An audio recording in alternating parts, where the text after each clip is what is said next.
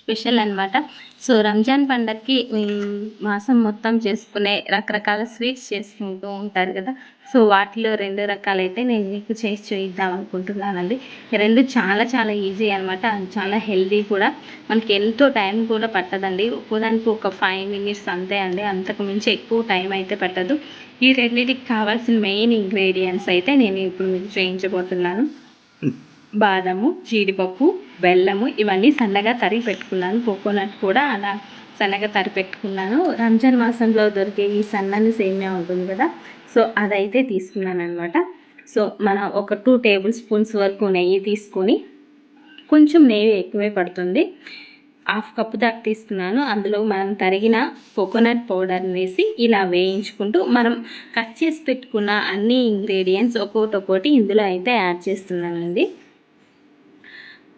బాదం పప్పుని ఇలా సన్నగా తరిగి కట్ చేసి పెట్టాం కదా! సో, ఈ తరుగు దీన్ని ఒకసారి మంచిగా మిక్స్ చేసేసుకొని ఒక 1 మినిట్ తర్వాత ఈ జీడిపప్పుని కూడా యాడ్ చేసుకున్నాము.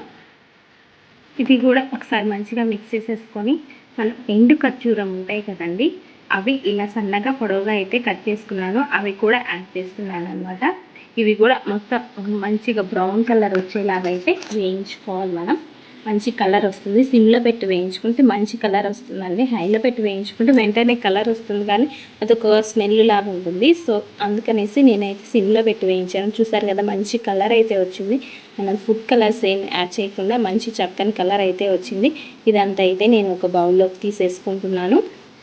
సో, ఎక్కువ క్వాంటిటీ వేయించానండి. దీంతోనే నేను 2 రెసిపీస్ అయితే చేయబోతున్నాను. అండ్ ఈ సేవ్ ఉంది కదా, దాన్ని సన్నగా క్రష్ చేస్తున్నాను. ఇది పొడవుగా ఉంటుంది కదా, దాన్ని నేనైతే కొంచెం సన్నగా క్రష్ చేసేసుకొని నెయ్యి కలిపి పెట్టానండి. మళ్ళీ నెయ్యి అనేది యాడ్ చేయకుండా అదే ప్యాన్లో వేసేసి దీన్ని కొంచెం మంచిగా చూస్తున్నారు కదా, ఇలా మంచిగా అయితే వేయించేసేస్తున్నాను. దీన్ని నేను 2 పార్ట్స్గా చేసుకొని 2 బౌల్స్లోకి అయితే తీసుకుంటున్నాను అనమాట. ఒకటి వచ్చేసి స్వీట్ వేస్తున్నాను, 2 స్వీట్సే. దానికి వచ్చేసి ఒక బౌలు తీసి పక్కన పెట్టాను కదండి. సో, దానికోసం నేను 3 కప్స్ వరకు వాటర్ తీసుకున్నాను. దీన్ని జస్ట్ కొంచెం బాయిల్ అయ్యేదాకా ఉంచేసి మనం వేయించి పెట్టుకున్న సేవ్ని అయితే ఇందులో అయితే యాడ్ చేసుకుంటున్నాను. ఇది ఒక్క మంటలో ఉడికిపోతుందండి, మనకి ఎక్కువ టైం కూడా తీసుకోదన్నమాట. సో, ఇలా అయితే మంచిగా ఉడికిపోయింది కదా, మనకి ఒక 2 సెకండ్సేనండి, ఎక్కువ టైం కూడా పట్టదు. ఇలా అయితే మంచిగా ఉడికిపోతుంది. ఇలా అయితే మంచిగా ఉడికిపోయిన తర్వాత ఒక 1/2 లీటర్ వరకు పాలను అయితే యాడ్ చేస్తున్నానండి. ఇలా పాలు పోసి మంచిగా అయితే మనం మిక్స్ చేసేసుకోవాలి. ఆల్రెడీ సన్న సేమియా కాబట్టి మనకు ఫాస్ట్గానే ఉడికిపోయింది. ఇలా ఇది మంచిగా ఉడికిపోయిన తర్వాత మనం కొంచెం కొంచెం పాలు పోస్తూ మొత్తం అయితే మంచిగా మిక్స్ చేసేసుకొని ఇప్పుడు ఇందులో మన టేస్ట్కి సరిపడా బెల్లం తరుగుని యాడ్ చేసుకుందాము. 1/2 కప్పు వరకు యాడ్ చేశానండి. మనం ఆల్రెడీ ముందుగానే వేయించి పెట్టుకున్న అన్నీ వేసేసి ఒకసారి ఇలా అయితే మంచిగా మిక్స్ చేసేసుకుందామండి. సో, ఇలా కనుక మిక్స్ చేసేసుకున్నాం అనుకోండి, మిక్స్ చేసేసుకొని ఒక 2 మినిట్స్ వరకు ఉంచితే మనకి మంచిగా పాయసం అనేది రెడీ అవుతుంది. రంజాన్ స్పెషల్ పాయసం అనమాట.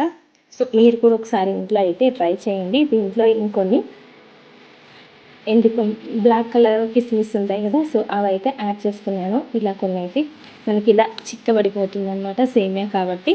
ఫస్ట్ కొంచెం పలచగా అనిపించిన తర్వాత బాగా చిక్కబడిపోతుంది. పైన నుంచి కొంచెం బాదం పౌడర్ని యాడ్ చేస్తున్నాను.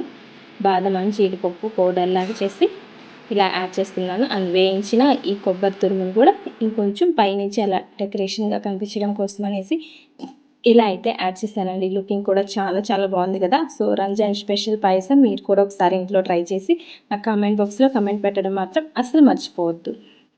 ఇదండి మన ఫస్ట్ రెసిపీ వచ్చేసి. సెకండ్ రెసిపీ వచ్చేసి పొడి సేమియా అంటారు కదండి, సో అదనమాట. ఇది సన్న సేమియా కాబట్టి నేనైతే ఉడకబెట్టట్లేదు, జస్ట్ ఇలా వేయిస్తున్నాను. ఫస్ట్ మంచిగా వేయించేస్తున్నాం మనం నేతిలో.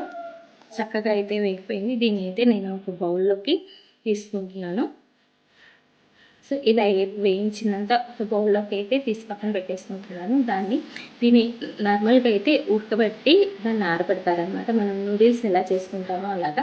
బట్ ఇది చాలా సన్నని సేమియా అండి, ఉడికిస్తే మరీ పేస్ట్ అయిపోతుంది. సో, ఇలాంటి సేమియా తీసుకున్నప్పుడు మనం జస్ట్ నేతిలో వేయించుకున్న కరకరలాడుతూ చాలా బాగుంటుంది టేస్ట్ అయితే. దీనిపైన మనం వేయించుకున్న కొబ్బరి, ఈ డ్రై ఫ్రూట్స్ అన్నీ ఉన్నాయి కదా, అది ఒక లేయర్ వేసి దానిపైన షుగర్ ఒక 2 టేబుల్ స్పూన్స్ వేసి మళ్ళీ ఒక లేయర్ ఇదైతే వేసానండి.